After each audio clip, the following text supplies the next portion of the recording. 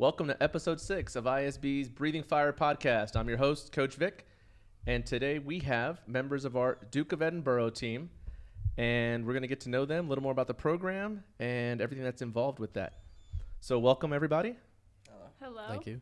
So I'm going to ask you to look at the camera and then kind of just introduce yourselves to our audience, basically give us your name, what grade you're in, how long you've been involved with Duke of Edinburgh, and maybe some of the things you do around campus in addition to DOE.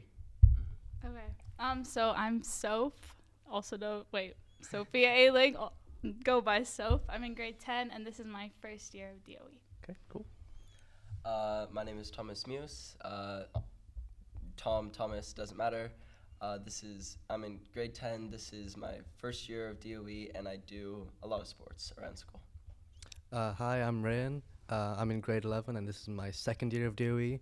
You might also know me from running the Off the Record podcast, and I also do run this podcast behind the scenes, but this time I'm actually in front of the camera, which is a bit weird, but yeah. Little role reversal today. Yeah, a little bit. Yeah, are you nervous? No, it's all right. The Off the Record has prepared me a little bit, so I'm okay. Okay, great. So for our listeners who may not be familiar with the Duke of Edinburgh, how about one of you kind of gives us some background on what it is, what it entails, and let's start with that.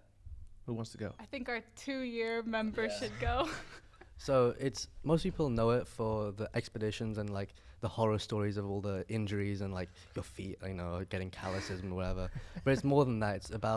It's a multi-month experience trying to develop you as a person, and it's involving, sports, there's service, and there's also creativity, which is like a skill aspect to it.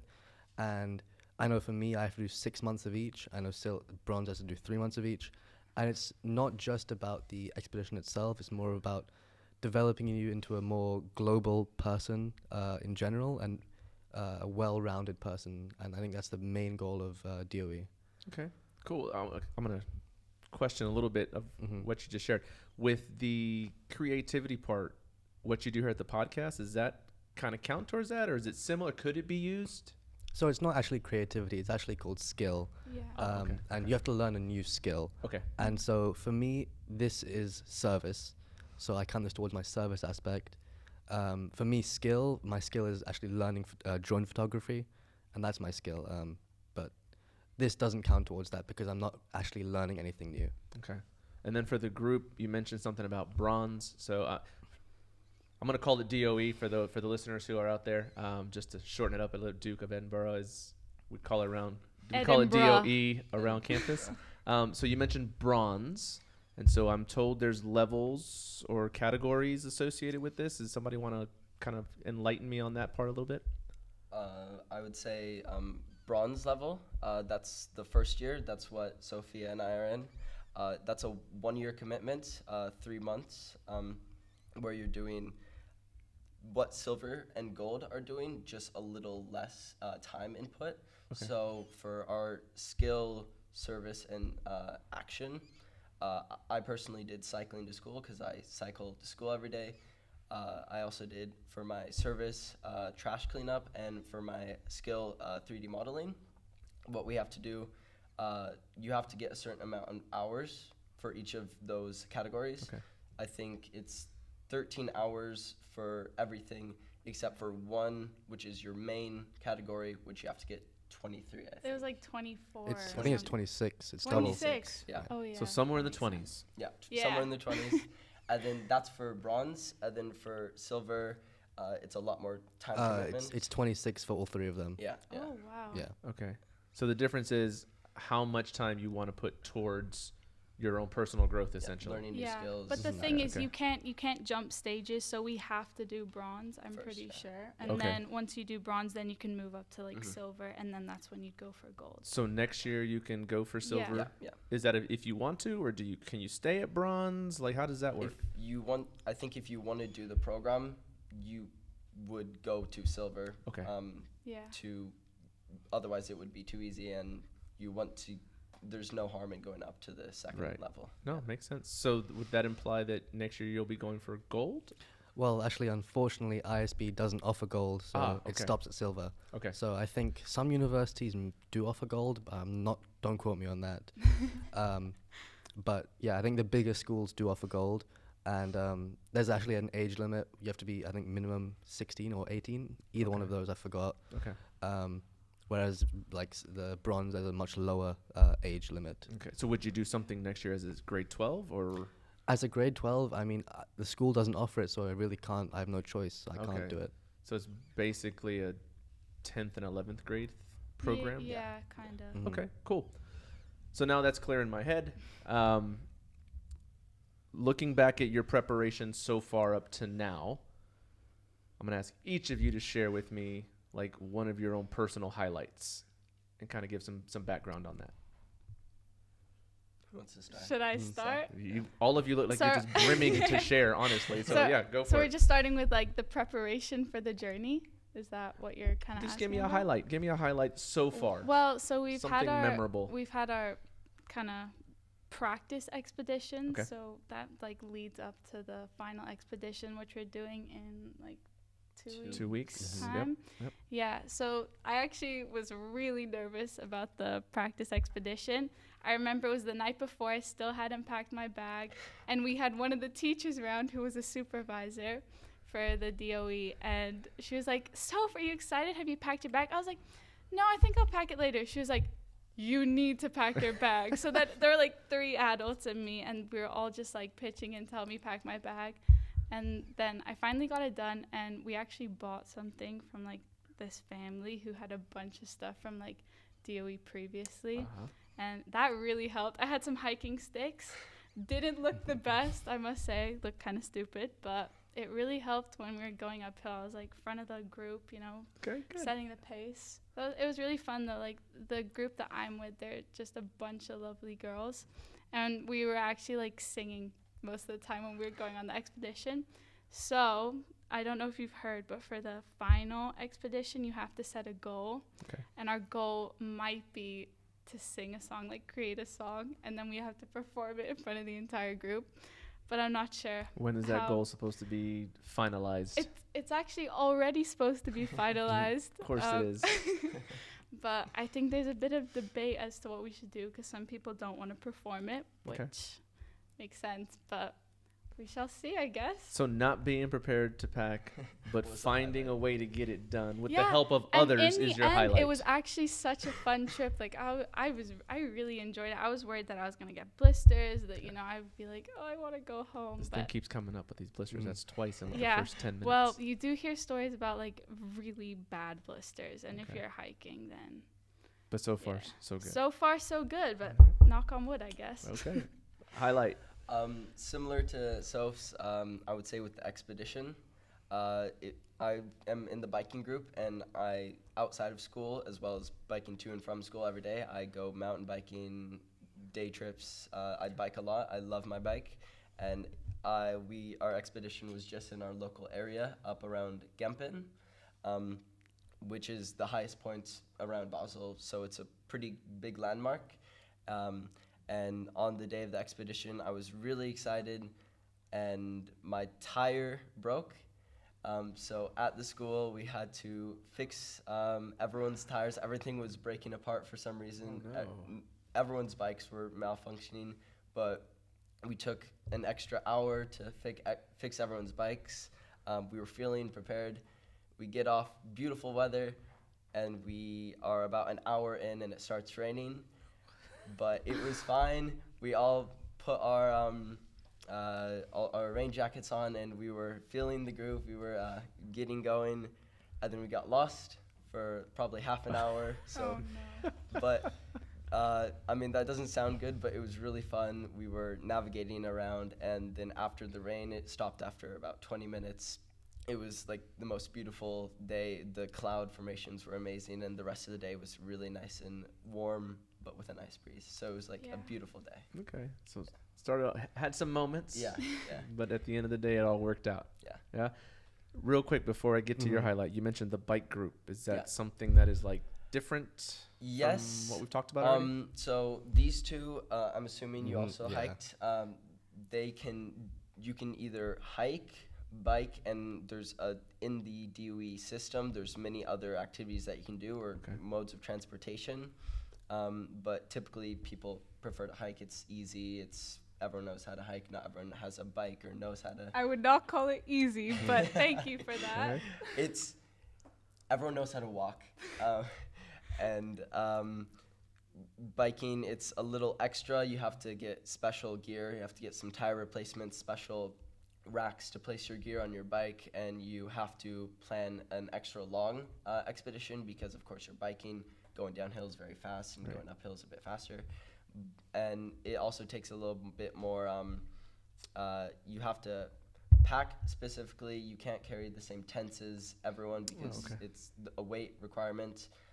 It's just a little trickier, but it's a lot more fulfilling, I feel, because one, I personally love biking, and also you get to see a lot more. You gotta go fast downhill, and then it's not as, you don't get as many blisters as hiking. You shouldn't get any blisters. No, you shouldn't get any blisters. You can. Also, I was just going to pitch in that the bikers have like a longer route because it takes less time to bike. Much longer route. They have, how far did you have to go, do you know? The first day, it was about 30 kilometers, I believe. But that took us very little time, so we took it slow. Yeah, it was a very nice day. How long did you The tire braking was the biggest part. We took an hour, and it didn't matter at all. Rayan, how about you? Sorry about that. Let's get to Rayan and his highlight. I think our group is kind of known for making a lot of fancy food. And one thing I always look forward to is the food. Because none of our group can seem to survive with just really basic food. And I remember last year for the actual expedition, we cooked butter chicken. We brought raw chicken in a cooler, and we fried it off there. No. And we made Thai curry. We made chickpea and rice. We made, and we always smoked meats. Smoked meats are your best friend because they don't go rotten, and they taste so good. So long as you're not vegan. Oh yeah, or vegetarian. No, but yeah, unfortunately. But the food, our food bill's always really high, but we think it's always worth it, because we know that the food keeps you going along the journey, and you should enjoy it. Like, you shouldn't be torturing yourself eating powdered food for 3 days straight. I think you should treat yourself a little bit, and I think that's just. A lot of groups don't agree with us, but I think the way we do it is, I like the way we do it, and it's always just like I look forward to eating the food that we're gonna make. Clearly, their reaction was like, that's pretty genius, to be fair. They were literally here taking mental notes. I could tell, like, wait a minute, why haven't we thought of that? Is there a budget involved with this? I mean, you mentioned like your food bill, but is there do you have an upper limit on what you can bring? You mentioned weight earlier on your bike. So like, what are the restrictions that are involved when you're getting ready to go out? Well, everything you bring, you have to carry yourself. Okay. So there's. Yeah. And the food, like, everything comes out of your own pocket. So if you want to splurge, go for it. Got it. But treat yourself. Heavier foods usually, like, the nicer foods usually heavier and more expensive. So you have to be careful of that. And the only things Miss Mason and Mr. Banham require you to bring are the essentials, like a fleece jacket maybe, and tents and your shoes. But other than that, you really have free reign of what you get to bring. Okay. Yeah. Does anybody bring their like sat phone or their electronics? During our expedition, we brought a solar panel charger for everyone. Okay. But it wasn't too heavy, and it was for everyone in the group, so it was worth it. Was sharing? Definitely. Yeah, we all shared it, so it was worth it. Okay. So we've talked about some highlights, and we'll go back the other way now. So you're going to go first. Okay. Challenges. What is something super challenging that's come up? You mentioned the bike tire thing, so you're going to come up with something different. But it's something challenging that, looking back on now, you're like, I needed that, or that was good for me. So I'm going to go back to last year, actually. Okay. Our last year's practice hike was unbelievably easy. We all found it really easy. And I'm not just saying this. The weather was bad, but the hiking was not like difficult at all. Okay. And so for the actual qualifying journey, we really overestimated our chances, and our route was insanely long. Mr. Banham and Miss Mason gave us an insanely long route, and we thought, 1 hour breaks here and there, we'll make it. We didn't reach the campsite until I think 8 p.m. and we had to change from another group because they were also behind. We didn't reach our campsite on time, and neither did they. So we changed and got a closer campsite because we overestimated how far we could walk in one day. And so the next day, actually, we left at 7 a.m. to make sure that we could complete the second day on time, because by stopping early on the first day, we had to elongate. Make us and some so- time. Exactly. Oh, wow. And it's more just thinking on the spot, really. And it wasn't really like an insanely difficult challenge for us, but it was just, something that we overcame, I think. Okay. Clearly memorable though. Yeah, very memorable. Okay. I'd say similar to him. Our first expedition was relatively simple, but our members, they were not all. They don't bike as often as everyone else in the group. Okay. So we all had to make sure we stuck together. We supported everyone who wasn't as comfortable on the bike or as fit on the bike. So we made sure that the slowest person would go in the front. We took our time. We made sure they got plenty of rest breaks. Some people were sometimes complaining that it was going slow, but we had to make sure we all stuck together because we were a group, and it had to be enjoyable for everyone. So, yeah. Cool.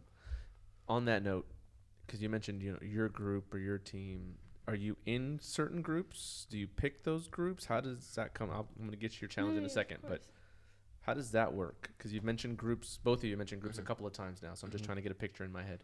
So in our category, at least, we have these groups it's like Alpha, Bravo, Delta, Charlie. So it's like classic names for like classifying our groups. And at the beginning of the year, you are either assigned to groups, but you get some say in it. You can say, hey, I want to be with more of my friends because it's more enjoyable that way. You'll work together better. And from the start of the year, you work with your group. You're working together to all go on the final expedition together and on the qualifying. So you stick together the entire time and you help each other. All right, so there's a lot of like camaraderie built and trust and these other things. Okay, good.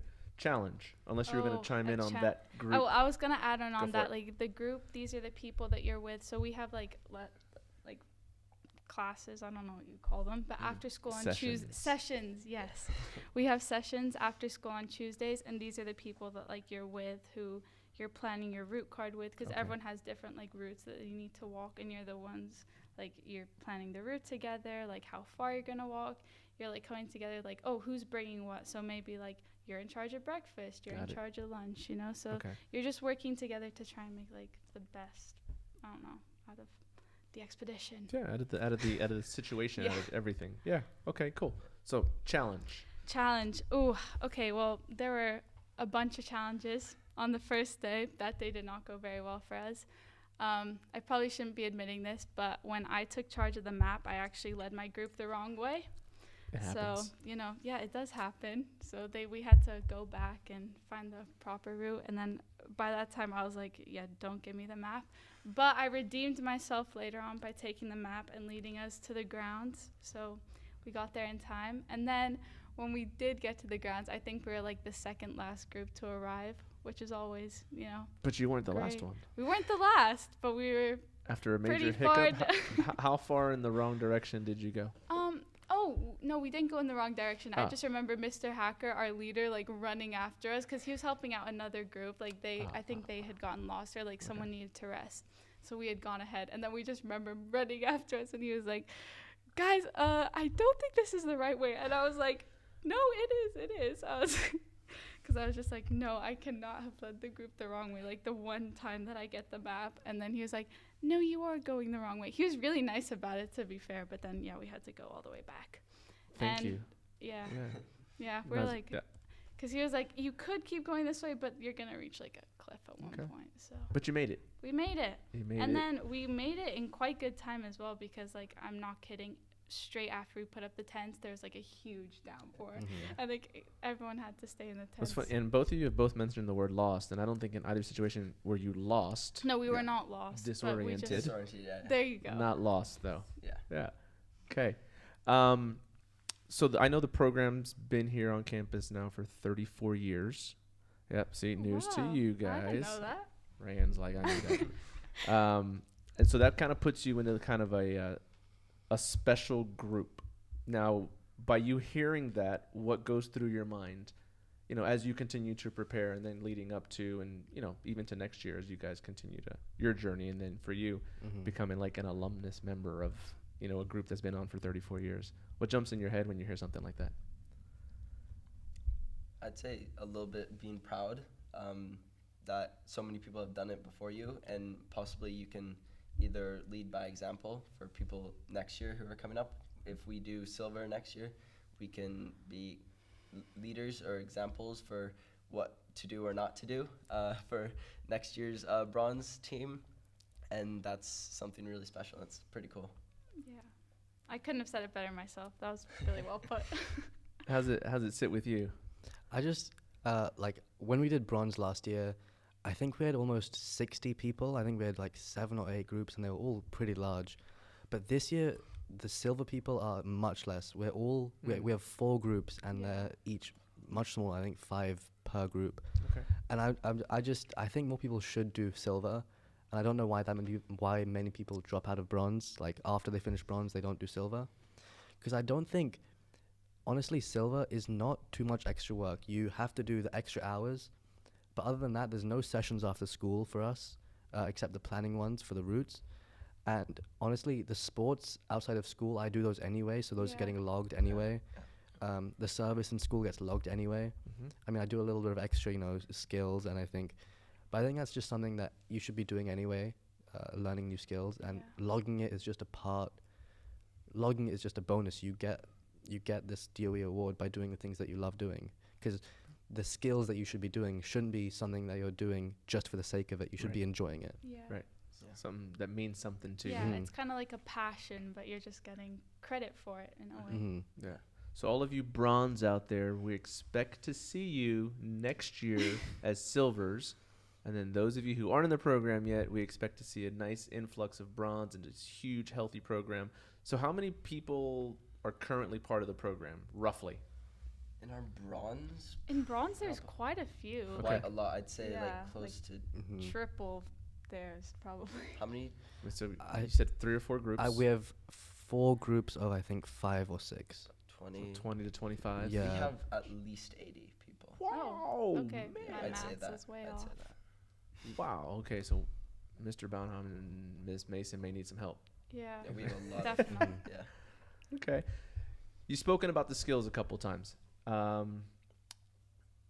What is your skill you've been focused on? You mentioned it, but give us some kind of details on the skill you focused on, maybe some why or how, why do you get passionate about that skill? What is it? Well, I chose baking as my skill. Okay. And I don't know, I just remember as a little kid, I'd always bake with my grandma, and I just found it really fun. And I enjoyed baking before them, but I just saw it as an opportunity to try new recipes and create new things. And it was good because I had an excuse to eat dessert every single week because I had to bake something. So I'm sure none of your teammates complained either. Yeah, well, to be fair, I didn't exactly share with people, but yeah, it was fun. I loved the baking, and eating some of the things, they weren't too bad. I remember making some cinnamon rolls, and those were kind of bad. But since then, I've finished my skills, but I've created them again, and they were pretty good. You're never done finishing your skills. Yes, that's so true. Right? They Improvement. live on. Yeah. It's there. Okay. Maybe you should bake something for your expedition coming up for your teammates. I probably should. Yeah. I'm looking out for you guys. That's a good idea. But I did not bake. I actually did 3D modeling on a program called Blender, and I was really inspired by my older brother, Will. Shout out to him. Graduated this year. He is doing a lot of computer programming. He kind of taught me this. He brought it up in the household, and I was really interested by it. So I wanted to see if I could do anything in it, see if I liked it. I did quite a lot. It was quite a steep learning curve. I never did anything like it. It's a complex program. I don't know computers that well or the program itself. But after spending time after it, I would look at a tutorial. I'd mess something up. I'd call for my brother. He'd come help me. So he was always there to help me. I understood the program very well. I made a lot. It was a lot of fun, and my brother who's also doing DOE did the exact same thing, so we could compare. And it was just a really fun way to learn a new skill that our brother also could help us with and we could relate to. So it's all in the family. Yeah. Cool. That's good. That's great. Yeah, so I chose drone photography. It's a bit more niche, I guess, but it's something that I just really love doing. I bought a drone a couple of years back, and I originally struggled, like, how can I make this into a skill? Because for me, it was more like a hobby. But then I realized I can get better, it's not just the drone photography, it's also the editing, like the maneuverability skills. And it's just really an excuse to go out on the weekends and fly my drone, really. Yeah, that's pretty much it. I just love doing it. It's just a passion of mine. So I'm looking at our producer. She can probably use those skills in her department. We love a good drone. So cool. So we're coming to the end of the show now. And this is the part where we typically just hand over the mic to you and kind of you can say what you want. Which camera are we looking at? Is it this one? This camera? You can give a shout out. You can send a message to whom, whatever you'd like to do. The mic is yours. The camera is yours. I should probably shout out to Mr. Hacker because he's our supervisor and he's been wonderful through this, so supportive. So thank you, Mr. Hacker. And I'd also like to make a shout out to one of my group members, Anna, who shared a tent with me, and I'm not the best person to share a tent with. So thank you very much. I would say shout out to my older brother, Will, who graduated this year. Hopefully he goes on to have a good gap year. Also shout out to Miss Mason and Mr. Borsier. Very good bikers, very nice, and they helped us when we got lost a couple of times. Disoriented a couple of times. And also shout out to my group when we ate marshmallow and fruit wraps for lunch. It was not that great, but it was pretty good. I guess, yeah, Mr. Banham and Miss Mason, shout out to you guys. Like, it's incredible what you do. And my group for putting up with all the shenanigans we do. And most recently on those practice, all the silver groups, the bonfire we had, we get a bonfire late at night, and I just think that was a really, highlight of the trip. Cool. Shout out to those people. Awesome. Well, I want to thank you for taking the time to sit down with us, kind of give us the picture of what DOE is here at ISB.